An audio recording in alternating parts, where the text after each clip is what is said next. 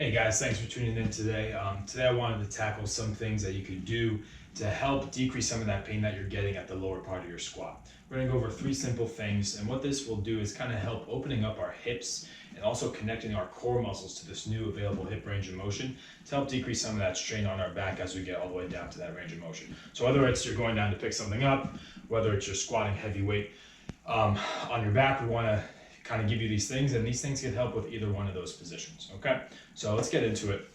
We're going to start with a active child's pose. So we're going to kind of start in this kind of half bear crawl, half plank position. Really make sure we're pushing the ground away from our hands, and all we're doing is kind of sinking back into our hips and then coming back forward. Now the key is trying to keep our back flat as we sink back into that end range of hip motion there. We'll shoot for about 8 of these. The key is you almost want to kind of work on separating the ground with your hands, trying to push your hands away in this position to kind of engage some of those upper back muscles as well. And we want to make sure our core stays nice and engaged. We do that by kind of tugging our rib cage, connecting that front part of our rib cage to our belly button. Let's get one more here. Great. So the next thing we're going to do is try to open up this backside hip capsule here, okay?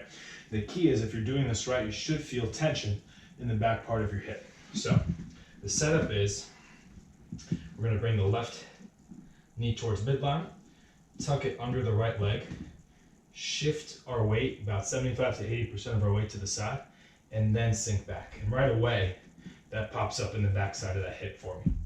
Now if we go too far, we might get more front side discomfort, and that just means you kind of blew past the stretch. So just kind of reestablish your footing, outside, sink back, hold for about 5 to 10 seconds. We'll do about 5 of these, okay? Now if you're noticing you're really not accessing much of the stretch, what you may have to do is you may have to even bring this leg more towards midline and then tuck it in, and that should kind of get it in right away, all right? So let's do the same thing on the other side here, guys. So right foot towards midline, tuck it under the left. We're going to shift a good amount of our weight over and sink back. Yep, there it is. Definitely a little tighter on this side.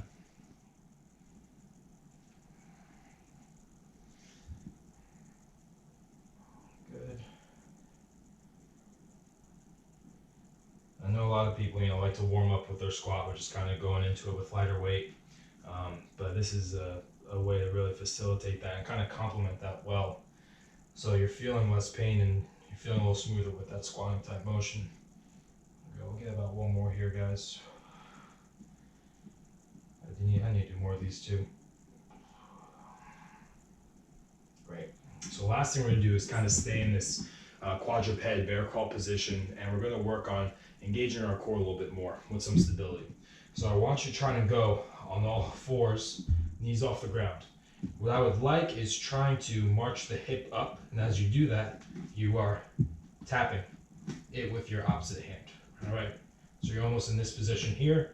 You're trying to minimize the weight shift. If that's too much, just keep your core engaged. March that leg up. And the key is trying to keep that march without giving in at the low back.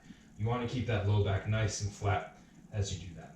Now if we go to the other side, for me, I have a little more difficulty connecting my hand to my knee here. So what I'm going to do here is just kind of work on my march and back, march and back. But if you're able to do it, try to work on that connection without shifting as much. And you want to shoot for about 8 on each side. And this is a good one to make sure kind of both sides of that core motor control is symmetrical side to side. Want to make sure it is, because if we're seeing a deficiency, that could lead to some injury risk down the line. All right, so those 3 things, pretty simple. Should take just a few minutes to do right before your squat, and hopefully help with some of that discomfort you're getting at the end range of motion. Thanks for tuning in again, guys. If you have any questions, feel free to post in the comment section. Follow us on Instagram. Thanks for tuning in.